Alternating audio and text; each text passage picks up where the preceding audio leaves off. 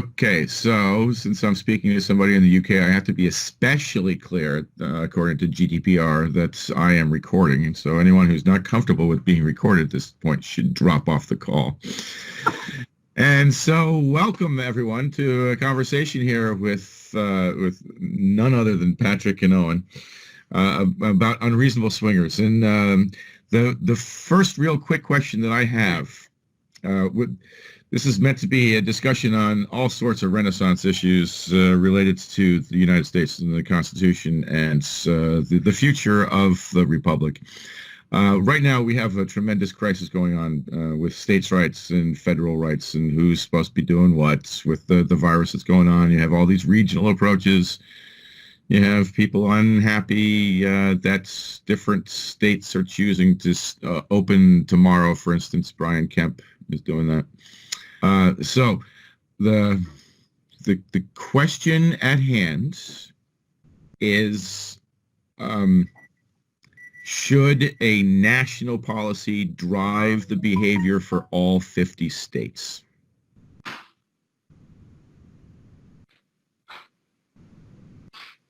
It's an interesting question. Legitimately, that would depend on the circumstance, I would assume. If you make a blanket policy on anything, constitutionally speaking, that doesn't necessarily lend itself to how the judicial arm has historically looked at most of the things that go on and have gone on since the adoption of the Constitution. The reality is that they look at whether it's individual rights, which is essentially what you're talking about, whether you're talking Federalist Papers and state rights, and where the federal ends and the state right begins. The unfortunate part of that is that it doesn't have an easy answer. It would depend on, well, I guess, situational ethics and awareness, unfortunately, because they look at each of these individual functions as individual functions, and you just made a blanket statement. Fair enough. And again, so the situational awareness is by whom? Well, that would depend on who takes umbrage with whatever you're trying to do and what avenue they choose to rectify it. If they go through a judicial function and they end up, let's say, at the penultimate or the ultimate, whether it be a very high federal court or the Supreme Court, the reality is that they're going to be looking at different situations, specifically having to do with the individual argument based on the set of circumstances, because they don't look at blanket. In fact, as far as I know, I've yet to see any jurisprudence done in the United States in the last 200 plus years that looks at the broad spectrum of things having to do with state rights. They usually use that for individual rights when they start making blanket policy, whether that's for abortion, whether that's for other assorted things. But when it comes to entities that are not individuals, they are usually very, very careful not to make broad spectrum decisions that can affect other government agencies or government entities, if that makes sense. Yeah, it makes sense.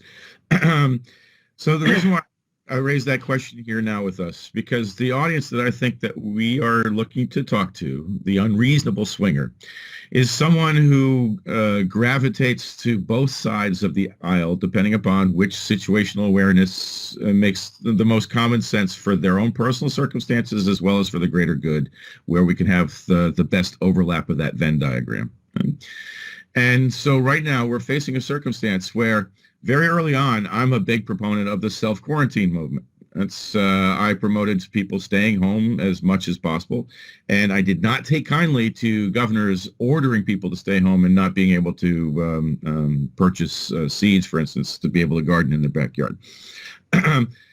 But when push came to shove, knowing that we are a country of law and that we have the Constitution, that ultimately people were in the rights to want to be out of their house, and they can go march the streets and infect people if they wish, because that is, again, their right as far as I see it from a constitutional perspective. And so ultimately, as far as from a nothing more than a constitutional and or law related function, the rights that you are, well, I mean, the inalienable rights that you're basically referring to are in fact exactly that, inalienable.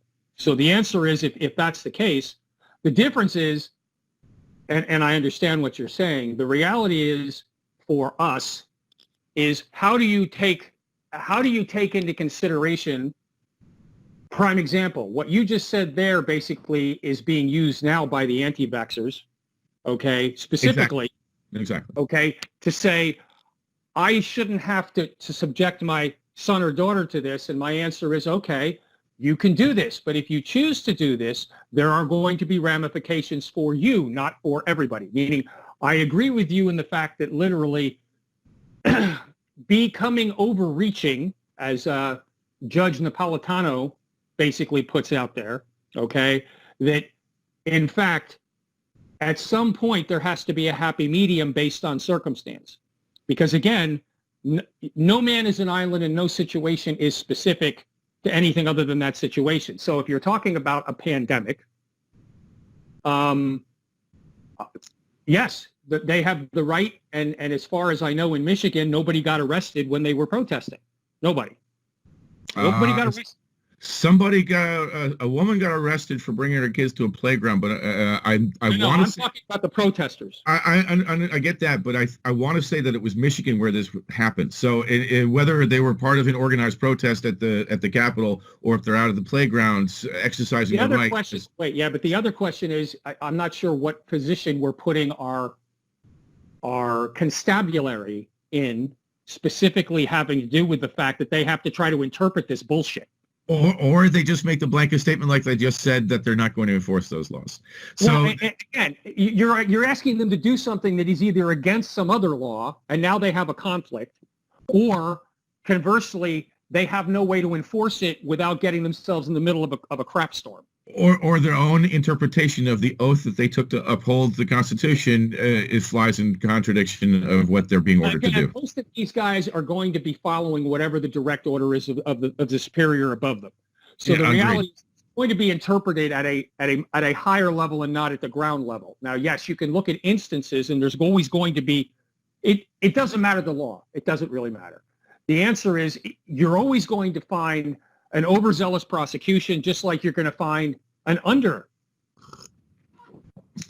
other words, basically somebody who's not following the law. The law says you're supposed to do this, and then you get some chief of police that says, no, we're not enforcing it. Okay, well, prime example would be marijuana laws.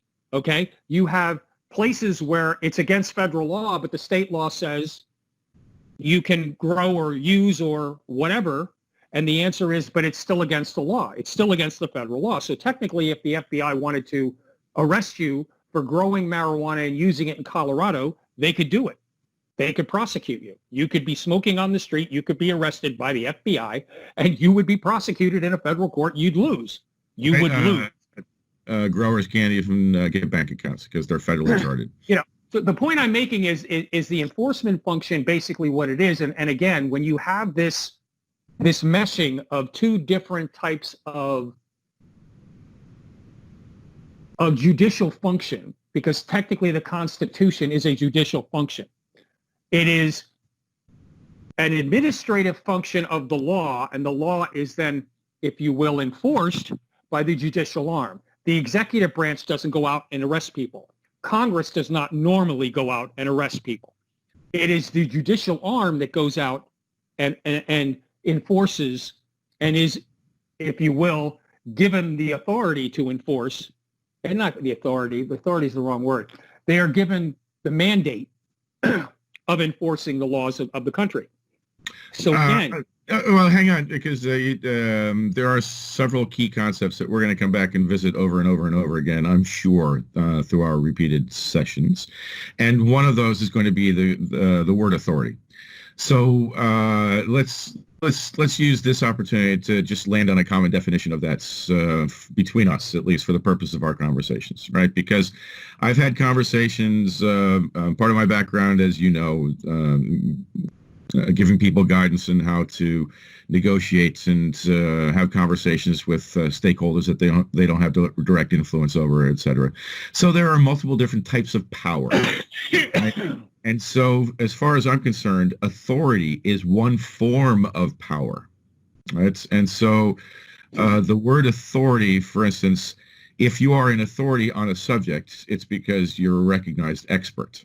Right? So that's one way that the word authority could be used. So the way that I would like us to consistently use the word authority, because I think you were right in the first place. I think the word was authority. Authority is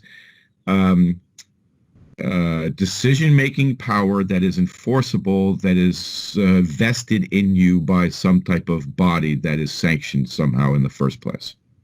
Either body or actually, in this case, or the Constitution ultimately in this country. Like right? A piece of paper, because the Constitution is technically nothing but a piece of paper. Correct. But it is the framework within which we are intended to execute our daily lives as we pursue life, liberty, and happiness. All right.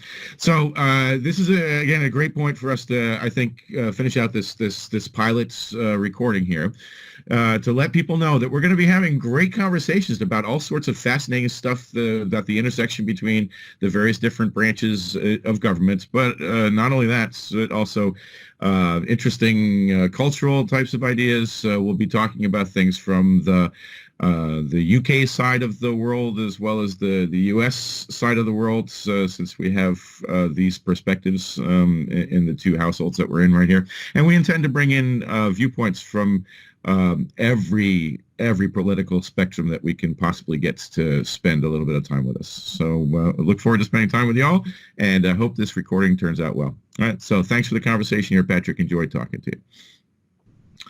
Have a good day.